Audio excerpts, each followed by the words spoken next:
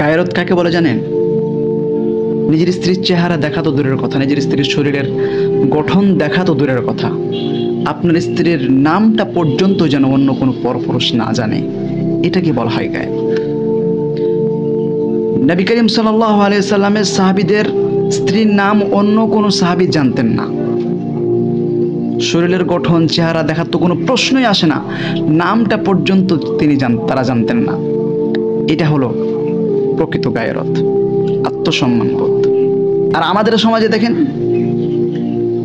স্বামী নিজেই তার স্ত্রীকে নিয়ে বন্ধুদের সাথে গল্প করে, বিভিন্ন পার্সোনাল বিষয়গুলো নিয়ে বন্ধুদের সাথে গল্প গুজব করে। নাউযুবিল্লাহ।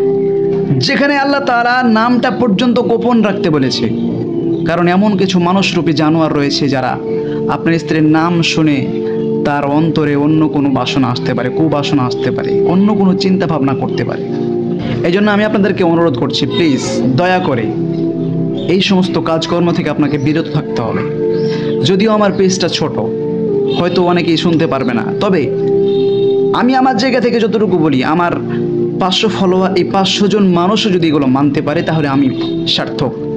আমার কথাগুলো বলে আমি সার্থক। আমি যেই কারণে আপনাদের সামনে কথাগুলো বলতেছি, আমি অবশ্যই সার্থক হব।